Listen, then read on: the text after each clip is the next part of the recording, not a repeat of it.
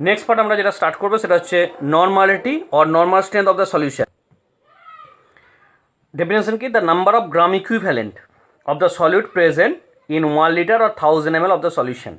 Actually number of gram equivalent of the solute 100 ml, sorry 1000 ml or 1 liter solution এর মধ্যে যতটা present থাকে সেটাকে বলছি normality of the solution. therefore normality equal to similar as molarity W2 by M2 করছিলাম, এখানে W2 by U2 1000 by V. E2 is the equivalent weight of the solute, solute যেটা আছে তার equivalent weight or gram equivalent weight. W2 mass of the solute, ভিটা হচ্ছে volume of the solution in terms of ML. এখানে মাস of the সলিউটটা কিন্তু in terms of গ্রামে দেওয়া আছে। এটা হচ্ছে নর্মালিটি অফ দ্য সলিউশন। এবার ইকুইভ্যালেন্ট ওয়েটের পার্টটা আমরা জানি, ইকুইভ্যালেন্ট ওয়েটের সঙ্গে মলিকুলার ওয়েটের রিলেশন আমরা তাকে আগেই করেছিলাম। Equivalent weight equal to molecular weight by Z. জেডটা অ্যাসিডের ক্ষেত্রে অ্যাসিডের বেস সিরিজ যেমন সালফ্রিক অ্যাসিড যদি নিই তাহলে জেড ভ্যালুটা 2 হয়ে যাবে, HCl নিলে জেড ভ্যালুটা 1 হয়ে যাবে। এগুলো আগের ইকুইভ্যালেন্ট ওয়েটের পার্টে করেছিলাম। দেখো for base Z equal to acidity of the base. জেডটা ধরো আমরা যদি এনওএইচ নিই, একটা রিপ্লেসেবল ওইচ আছে, তার মানে জেড ভ্যালুটা 1। যদি ক্যালসিয়াম হাইড্রক্সাইড নিই তাহলে CaOH whole 2 number of replaceable OH আছে, that means Z equal to 2। Aluminium hydroxide নিলে Z is 3। For salt Z equal to number of cation into valency of the cation. আমরা aluminium sulphate দিয়ে একটা example দেখিয়েছিলাম। তাহলে equivalent weight equal to molecular weight by Z. অ্যাসিডের ক্ষেত্রে জেডটা হচ্ছে বেসিটি, বেসের ক্ষেত্রে জেডটা অ্যাসিডিটি, সল্টের ক্ষেত্রে number of cation into valency of the cation. এবার নর্মালিটি দিয়ে দু একটা প্রবলেম আমরা দেখে নেব। Calculate normality of the solution in which 0.4 gram NaOH present in 1 litre of the solution. 1 litre of the সলিউশনে 0.4 গ্রাম NaOH আছে। ওই সলিউশনটার কী করতে হবে? নর্মালিটি ক্যালকুলেট করতে হবে। তাহলে normality equal to W2 by U2, W2 by E2 1000 by V। তাহলে W2টা কত? 0.4 গ্রাম, E2 কত? 40, ভিটা কত এখানে দিচ্ছে? 1 লিটার আর 1000 ml। তাহলে এই ডেটাগুলোকে যা পুট করলেই নর্মালিটি চলে আসবে, সেটা এখানে করা হয়েছে। দেখবেন নর্মালিটি ইকুয়াল টু আসছে 0.01 normal, capital N। Next, if 4.9 gram sulphuric acid present in 500 ml of a solution, calculate normality of the solution. 4.9 gram sulphuric acid 500 ml এর মধ্যে প্রেজেন্ট থাকলে ওই সলিউশনের নর্মালিটি ক্যালকুলেট করতে বলেছে। Normality equal to W2 by E2 1000 by V। তাহলে W2 কত? 4.9, E2 কত? 49। Sulphuric অ্যাসিডের E2 হচ্ছে 49। কী করে এলো? সালফ্রিক অ্যাসিডের মলিকুলার ওয়েট হচ্ছে 98 আর এর রিপ্লেসেবল হাইড্রোজেন দুটো, তাহলে জেডটা 2, তাহলে E2 চলে আসছে M2 বাই জেড। 98 বাই 2 মানে এটা 49 চলে আসবে। দেখো ভলিউম অফ দ্য সলিউশন কত? 500 ml। তাহলে সব কটা ডেটাকে পুট করে এখানে পুট করে যেটা আসছে 0.2 normal. This is the normality of the solution. Next আমরা একটা রিলেশন ক্যালকুলেট করবো, সেটা হচ্ছে relation between normality and molarity. Normality করে আমরা এটা লিখতে পারি, দেখো W2 by E2 1000 by V। এবার দেখো E2টাকে আমরা এটা লিখতে পারি E2 equal to M2 by Z. তাহলে E2's জায়গায় আমরা এখানে M2 বাই জেড লিখলাম, তাহলে M2টা তলায় রইল, জেডটা উপরে চলে যাবে। তাহলে W2 by M2 1000 by V into Z চলে আসবে এখানে। তাহলে এই যে টার্মটা আছে এই টার্মটাই তো আমার মোলারিটি। তাহলে normality equal to molarity into Z. তাহলে normality equal to molarity to Z. জেডটা হচ্ছে অ্যাসিডের ক্ষেত্রে নাম্বার অফ রিপ্লেসেবল হাইড্রোজেন, বেসের ক্ষেত্রে নাম্বার অফ রিপ্লেসেবল ওইচ, সল্টের ক্ষেত্রে number of cation into valency of the cation. দু একটা রিলেশন করেছি নর্মালিটির সঙ্গে মোলারিটির। যেমন NaOH সলিউশনের ক্ষেত্রে 0.1 normal NaOH equivalent to 0.1 molar NaOH, কারণ এখানে রিপ্লেসেবল ওইচ একটাই আছে, তবে নর্মাল স্ট্রেন্থ আর মোলার স্ট্রেন্থটা এক্ষেত্রে equal. For sulphuric acid 0.1 normal equal to, এখানে রিপ্লেসেবল হাইড্রোজেন 2, তাহলে জেড ফ্যাক্টরটা এখানে দেখো কত আসবে? 2। তাহলে normally 0.1 normal sulphuric acid equal to 0.1 by 2 molar, কারণ এই জেড ফ্যাক্টরতে ডিভাইড করতে হলো মোলার স্ট্রেন্থ বার করতে গেলে, that means 0.05 molar sulphuric acid. 0.1 normal aluminium hydroxide, এখানে রিপ্লেসেবল ওইচ কিন্তু 3, that means 0.1 by 3, that means 0.033 molar AlOH whole 3 equivalent to এই ট্রিপল, মানে তিনটে যে ইকুয়াল দিচ্ছি, this is known as equivalent. That means 0.1 normal AlOH whole 3 equivalent to 0.033 molar aluminium hydroxide. Next যেটা দেখবো সেটা হচ্ছে নর্মালিটি ইকুয়েশন আর মোলারিটি ইকুয়েশন। অনেকটা ওই P1 V1 equal to P2 V2 মতো। ইকুয়েশনটা হচ্ছে V1S1 equal to V2S2। V1 is the volume of initial volume of the solution, S1 is the initial strength of the solution। সেটা স্ট্রেংথটা নর্মালও হতে পারে আর মোলারও হতে, যে কোনো নর্মাল আর either normal either molar. V2 is the volume, final volume of the solution, S2 is the final strength of the solution. এখানে V1 এর যা ইউনিট ইউজ করবো V2 ইউনিটটা একই থাকবে, মানে both either ml or CC or litre যা use করবো দুটোই একই থাকবে। V1 এর সঙ্গে V2টা একই মানে ইউনিট হবে। অ্যাজ ওয়েল অ্যাজ S1 এর সঙ্গে S2টাও কিন্তু একই ইউনিট। যদি S1টার মোলার ইউজ করি S2 মোলার আসবে, S1টা যদি নর্মাল ইউজ করি S2টাও কিন্তু নর্মাল আসবে। This is known as normality equation or molarity equation. S1টা যদি নর্মালি এক্সপ্রেস করি তাহলে নর্মালিটি ইকুয়েশন, S1টাকে যদি আমরা মোলারে বা S1 S2 যদি মোলারে এক্সপ্রেস করি তাহলে সেটা বলে মোলারিটি ইকুয়েশন। এবার এই ইকুয়েশনটা ইউজ করে আমরা প্রবলেম সলভ করব। কি দিয়েছে, 250 ml 1 molar NaOH present in a beaker. একটা বিকারে 250 ml 1 মোলার NaOH আছে। If equal amount or volume of water is added in it, calculate the resultant strength of the solution. ওর মধ্যে ইকুয়াল অ্যামাউন্টে ওয়াটার অ্যাড করে দিলাম, মানে 250 ml water further ওখানে add করে দিলাম, তাহলে ফাইনাল স্ট্রেংথটা কত হবে সলিউশনটার। We know that V1S1 equal to V2S2, তাহলে V1টা ইনিশিয়াল ভলিউমটা কত 250 ml, ফাইনাল ভলিউমটা কত হয়েছে 250 ml সলিউশনটা ছিল, তার মধ্যে 250 ml আমরা ওয়াটার অ্যাড করে দিয়েছি, তাহলে টোটাল ভলিউমটা কত 500 ml। ইনিশিয়াল স্ট্রেংথটা কত 1 মোলার, ফাইনাল স্ট্রেংথটা বার করতে হবে। অবভিয়াসলি ফাইনাল স্ট্রেংথটা কমে যাবে, কারণ আইডিয়াটা অনেকটা এরকম যে আমার এখানে ধরো আমরা একটা NaCl সলিউশন করেছি, তাহলে NaCl সলিউশনটা টেস্ট করলে যতটা সল্টি টেস্ট থাকবে, আমি ওয়াটার অ্যাড করে এর ভলিউমটাকে যদি ডাবল করে দিই, আগে এতটা ছিল এখন ভলিউমটা ঠিক equal amount of water add করছি, তাহলে টোটাল NaClটা তো গোটাটার মধ্যে স্প্রেড করে যাবে। তাহলে গোটা NaCl এর মধ্যে স্প্রেড করে গেলে যদি টেস্ট নিই, আগেরটা যতটা নোনতা ছিল বা সল্টি ছিল এখানে দেবে ওই নোনতা ভাবটা বা সল্টি টেস্টটা কমে যাবে। তার মানে আমরা কী হচ্ছে এখানে স্ট্রেংথটাও কমে যাচ্ছে, তাহলে স্ট্রেংথটা কতটা কত হলো সেটা আমাকে ক্যালকুলেট করতে বলেছে। সেটা আমরা V1S1 ইকুয়াল টু V2S2 দিয়ে ক্যালকুলেট করলাম। তাহলে S2 ইকুয়াল টু কী হবে V1S1 বাই V2, তাহলে V1 এর ভ্যালুটা দিয়েছে 250 ml, S1 হচ্ছে 1 মোলার, V2 হচ্ছে 500 ml, তাহলে ফাইনালি S2টাকে ক্যালকুলেট করলাম। Resultant strength of the solution become 0.5 molar.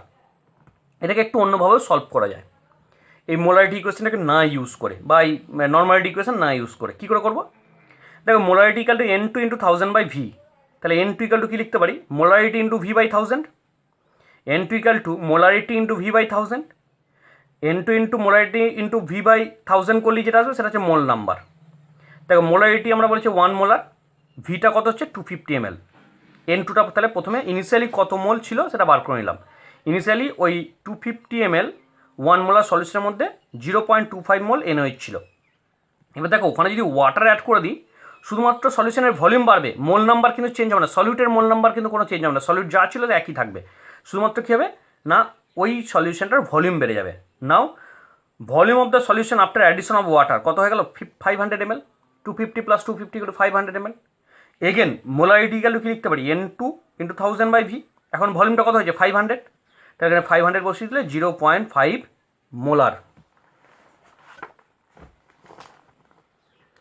Next একটু হার্ডার প্রবলেম দেখবে। অ্যাকচুয়ালি এই প্রবলেমের কনসেপ্টগুলো তোমাদের কেমিক্যাল ইকুইলিব্রিয়াম চ্যাপ্টার আর আয়নিক ইকুইলিব্রিয়াম চ্যাপ্টার দিয়ে ক্লিয়ার হবে, তবু আমি প্রবলেমটা একটুখানি তোমাদের অ্যাপ্রোচটাতে নিয়ে যাচ্ছি বা প্রবলেমটা কীভাবে সলভ করতে হবে একটু আইডিয়া তোমাদের দিচ্ছি।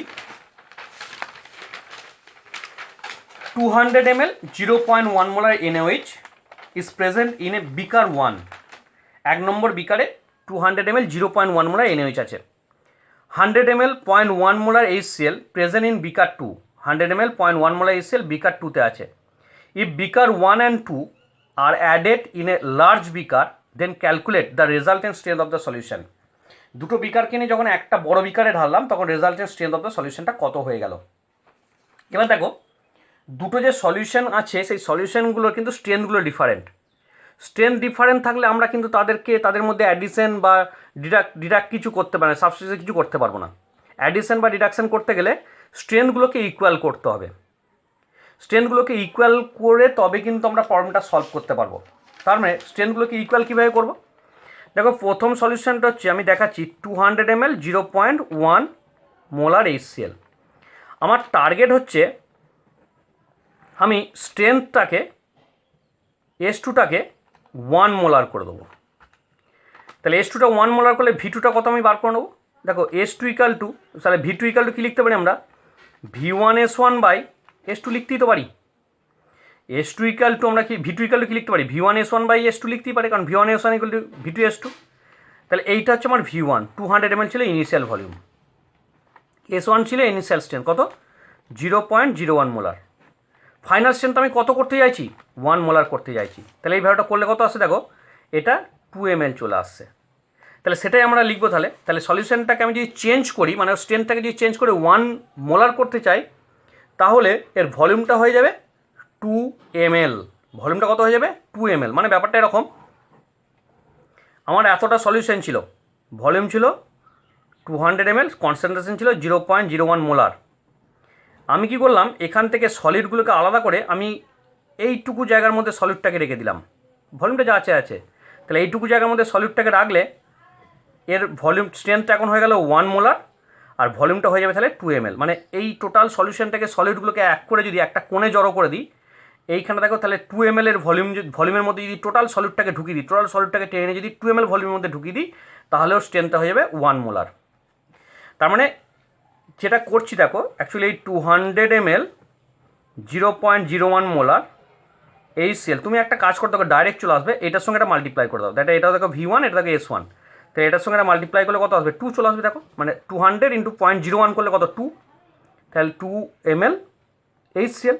তাই 2 ml, আমি 2টাকে তো 2 × 1 লিখতেই পারি, তার মানে 2 ml 1 মোলার HCl আমি এখানে লিখে দিলাম। আমি আবার এই জায়গায় রিপিট করছি, আমার দুটো সলিউশনের স্ট্রেন্থগুলো কিন্তু ডিফারেন্ট। একটা আছে 200 ml 0.1 মোলার, একটা 200 ml 0.1 মোলার। আমার টার্গেট হচ্ছে দুটোকেই আমি 1 স্ট্রেন্থ নিয়ে যাবো, একই স্ট্রেন্থ করবো। মানে 0.01টাকে 1 মোলার করে দেবো, 0.1 মোলারটাকে 1 মোলারে কনভার্ট করবো। একটাই ফর্মুলা, V1S1 = V2S2। তাহলে V1টা হচ্ছে 200 ml, S1টা হচ্ছে 0.01। আমি ফাইনালি S2টাকে, মানে ফাইনাল স্ট্রেন্থটাকে 1 মোলার করতে চাইছি, তাহলে ভলিউমটা কতটাকে রিডিউস করতে হবে, না ভলিউমটা করতে হবে 2 ml। এই টোটাল যে সলিউশনটা আছে সেখান থেকে আমি সলিডগুলোকে যদি এক কোণে 2 ml সলিউশনের মধ্যে জড়ো করে দিতে পারি, তাহলে এর স্ট্রেন্থটা 1 মোলার চলে আসবে।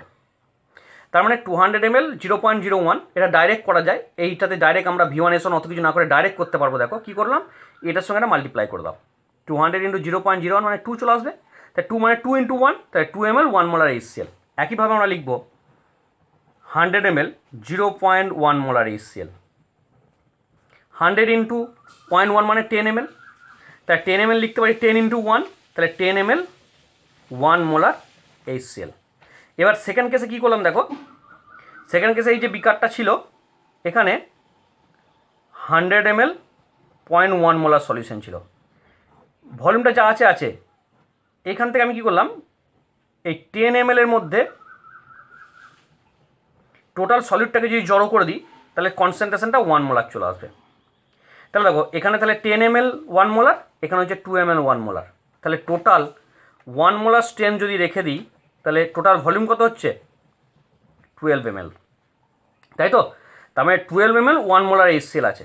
কিন্তু অ্যাকচুয়াল দুটোকে যখন একই বিকারে যোগ করে আমি টোটাল 300 ml ভলিউমটা করে দিয়েছি, তাহলে 300 ml ভলিউমের মধ্যে যদি স্ট্রেন্থটাকে ওই রাখতে হয়, তাহলে এইখানে আমার 2 ml আছে, এই জায়গাটা 10 ml আছে, মানে টোটাল পার্টটা এটা 10 ml, এটা 2 ml, মানে টোটালটা কত, অ্যাকচুয়ালি 12 ml আমার এখানে রয়ে গেছে। কিন্তু একটা জিনিস লক্ষ্য করো, আমরা এটা ইমাজিন করছি, কিন্তু সলিউশনটা তো 12 ml এর মধ্যে থাকবে না। এটা কী করবে, টোটালটার মধ্যে স্প্রেড করে যাবে আস্তে আস্তে, টোটালটার মধ্যে তো খানিকবাদে স্প্রেড করে যাবে। তাহলে কত ml এর মধ্যে স্প্রেড করবে, 300 ml এর মধ্যে। তাহলে ফাইনাল স্ট্রেংথ S2 = কী লিখবো, V1S1/V2। V1টা কোনটা, এই যে 12 ml, যেটা এইটুকুর মধ্যে ধরেছিল আমার, স্ট্রেংথ কত 1 মোলার, এইটুকুর মধ্যে থাকলে 1 মোলার আছে, কিন্তু টোটালটার মধ্যে খানিকবাদে স্প্রেড করে গেল। তাহলে টোটাল ভলিউম হচ্ছে 300 ml, তার মানে এটা 12/300। তার মানে এটা যদি আমরা অ্যান্সারটা বার করি, এর অ্যান্সারটা চলে আসছে 0.04 মোলার। সেটাই দেখো করেছি, 200 ml 0.1 molar HCl = 2 ml 1 molar HCl, 100 ml 0.1, তাহলে এটার সঙ্গে মাল্টিপ্লাই করলাম, তা 10 ml 1 মোলার HCl। তাহলে টোটালটাকে অ্যাড করলে ভলিউম স্ট্রেন্থ এক মানে ভলিউম অ্যাড হবে, তাই 2 + 10 মানে 12 ml 1 molar HCl। This is the normal মানে strength of the solution, 1 molar যদি কনসেন্ট্রেশন রেখে দিই। But actual volume of the solution in the mixture, total ভলিউমের মধ্যে মিক্সারের ভলিউমটা কত, টোটাল সলিউশন মিক্সারের ভলিউম হচ্ছে 200 প্লাস 100 মানে 300 ml হচ্ছে টোটাল মিক্সারের ভলিউম। আমরা যেটা বললাম 12 ml এর মধ্যে কিন্তু সলিডগুলো থাকবে না, ওটা 300 ml এর মধ্যে কিছুক্ষণের মধ্যে মানে এক্সপ্যান্ড হয়ে যাবে। তাহলে 3 ml এর মধ্যে এক্সপ্যান্ড হয়ে গেলে আমরা actual strength S2 equal to V1S1/V2, মানে 300 ml এর যে স্ট্রেন্থটা সেটা বার করছি। V1S1 equal to V2, V1 হচ্ছে এইটা, S1 হচ্ছে এইটা, V2 হচ্ছে এইটা। তাহলে এখান থেকে স্ট্রেন্থটা টোটাল ভ্যালুগুলো বসিয়ে দিলাম, তাহলে 0.04 মোলার আমার টোটাল মানে ফাইনাল বা রিভাইজ স্ট্রেন্থটা চলে আসবে।